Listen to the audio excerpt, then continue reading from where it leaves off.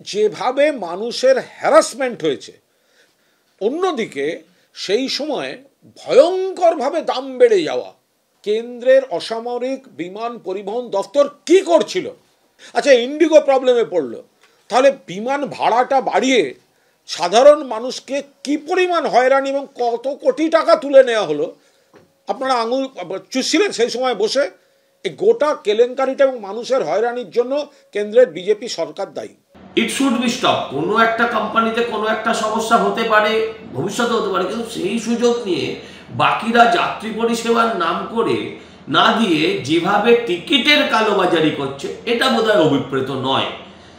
মানে এরা প্রত্যেকেই নামি দামি সংস্থা, নামি দামি সংস্থার এই হেন আচরণ, এটা বোধহয় এক্সপেক্টেড নয়। কেন্দ্রীয় সরকারের আরও প্রোঅ্যাক্টিভনেস এ বিষয়ে দেখানো উচিত। সিচুয়েশন এখন খুবই খারাপ, কেন কি এটা থার্ড টাইম রিস্কেজুয়াল হলো।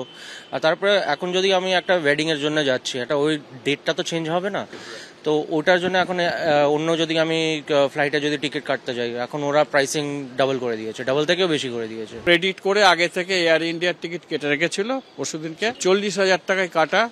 এখান থেকে বম্বে, আবার বম্বে থেকে আহমেদাবাদ, ডাইরেক্ট ফ্লাইটও নয়। আর ডাইরেক্ট ফ্লাইট যেগুলো আছে এবং শিডিউল টাইমে 70-80,000 রুপিস চার্জ করছে। শুক্রবার বাতিল হয়েছে 1000-এর বেশি বিমান, শনিবার বাতিল 800-র বেশি উড়ান, রবিবার বাতিল প্রায় 600 বিমান। এদিন কলকাতা থেকে বাতিল 53 অধিক, যার জেরে চূড়ান্ত দুর্ভোগ পোহাতে হচ্ছে সাধারণ মানুষকে। আর পরিস্থিতির সুযোগ নিয়ে ঘোলা জলে মাছ ধরতে নেমে পড়েছে অন্যান্য বিমান সংস্থাগুলি। পরমপ্রীত গ্রেভাল থাকেন কলকাতায়, চণ্ডীগড়ে বিয়ে হচ্ছে এক আত্মীয়ের। পরিবারের সদস্যদের ছাড়তে এসে বিমানবন্দরেই আটকে গিয়েছেন তিনি।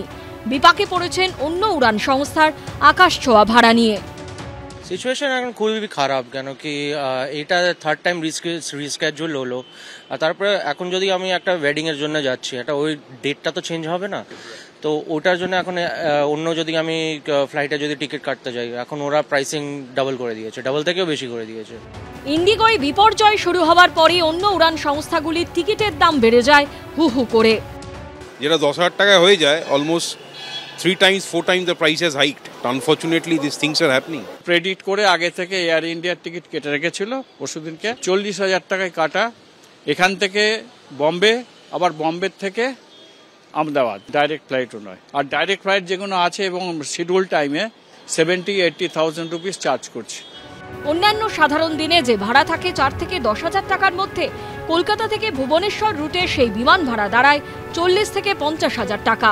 কলকাতা থেকে দিল্লি 40 থেকে 45,000, কলকাতা থেকে চেন্নাই 35 থেকে 40,000 টাকা, কলকাতা মুম্বাই 40,000, কলকাতা হায়দ্রাবাদ উড়ানের ভাড়া দাঁড়ায় 40 থেকে 50,000 টাকা।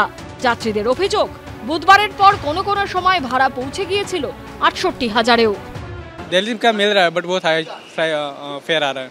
क्या फेयर? हाई फेयर आ रहा है, मतलब कितना दिखा रहा है? मतलब अभी आपको दिखा सकता हूँ मैं, यहाँ पे आप देख सकते हो 68,000 आ रहा है, 18,000 से 68,000 तक। যাত্রী দুর্ভোগের চতুর্থ দিনের মাথায় শনিবার বৈঠকে বসে কেন্দ্রীয় অসামরিক বিমান পরিবহন মঞ্চ। সেই বৈঠকে তলব করা হয় ইন্ডিগোর আধিকারিকদের।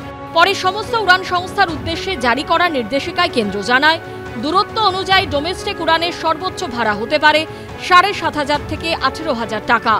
পরিস্থিতি স্থিতিশীল না হওয়া পর্যন্ত এই নির্দেশ মেনে চলতে হবে। পাশাপাশি কেন্দ্রের তরফে বাতিল বিমানের যাত্রীদের ভাড়া রবিবার রাত 8টার মধ্যে ফেরত দেওয়ার নির্দেশ দেওয়া হয়। সেই সঙ্গে বলা হয় 48 ঘন্টার মধ্যে লাগেজ পৌঁছে দিতে হবে যাত্রীদের ঠিকানায়। এই পরিস্থিতিতে কেন্দ্রের ভূমিকা নিয়েও প্রশ্ন তুলেছে বিরোধীরা। পরিষেবা ব্যাহত হওয়ার পর কেন নড়ে চড়ে বসল কেন্দ্র? বিধি মানার জন্য ইন্ডিগোকে আগে থেকে কেন চাপ দেওয়া হয়নি? এক্স হ্যান্ডেলে রাহুল গান্ধী লেখেন, সরকারের মনোপলি মডেলের কারণেই এই সমস্যা, যার মূল্য চোকাতে হচ্ছে সাধারণ মানুষকে। গড়া বেচার মনোপলি নয়, সব ক্ষেত্রেই সুস্থ প্রতিযোগিতা থাক। যেভাবে মানুষের হ্যারাসমেন্ট হয়েছে, অন্যদিকে সেই সময় ভয়ঙ্করভাবে দাম বেড়ে যাওয়া, কেন্দ্রের অসামরিক বিমান পরিবহন দপ্তর কি করছিল? আচ্ছা, ইন্ডিগো প্রবলেমে পড়লো, তাহলে বিমান ভাড়াটা বাড়িয়ে সাধারণ মানুষকে কি পরিমাণ হয়রানি এবং কত কোটি টাকা তুলে নেওয়া হলো, আপনারা আঙুল চুষছিলেন সেই সময় বসে। এই গোটা কেলেঙ্কারিটা এবং মানুষের হয়রানির জন্য কেন্দ্রের বিজেপি সরকার দায়ী। It should be stop. কোনো একটা কোম্পানিতে কোনো একটা সমস্যা হতে পারে, ভবিষ্যতে হতে পারে, কিন্তু সেই সুযোগ নিয়ে বাকিরা যাত্রী পরিষেবার নাম করে না দিয়ে যেভাবে টিকিটের কালোবাজারি করছে, এটা বোধহয় অভিপ্রেত নয়।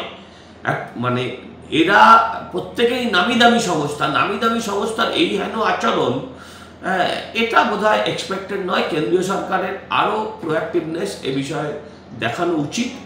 এই প্রেক্ষিতে এক্স হ্যান্ডেলে ইন্ডিগোর তরফে জানানো হয়েছে, যাত্রীদের দুর্ভোগের জন্য তারা ক্ষমা প্রার্থী। 5 থেকে 15 ডিসেম্বরের মধ্যে বাতিল হওয়া উড়ানের যাত্রীদের অটোমেটিক রিফান্ডের ব্যবস্থা করা হয়েছে। কোনো ক্যান্সেলেশন ফি বা রিশিডিউল চার্জ কাটা হবে না। ক্যান্সেলেশন ফি বা রিশিডিউল চার্জ কাটা না হলেও বিমানের ভাড়া ফেরত পেলেও যাত্রা বাতিলের জন্য হাজার হাজার যাত্রীর যে অন্যান্য ক্ষতি হলো তার কি হবে? মানুষের বিপদের সময়কে কাজে লাগিয়ে যারা মুনাফা করলো তাদের বিরুদ্ধে কি ব্যবস্থা নেওয়া হয়েছে? উত্তর নেই কারোর কাছে। ময়ূখ ঠাকুর চক্রবর্তী, অনির্বাণ বিশ্বাস ও শিবাশিস মৌলিকের রিপোর্ট, এবিপি আনন্দ। এবিপি আনন্দ, এগিয়ে থাকে, এগিয়ে রাখে।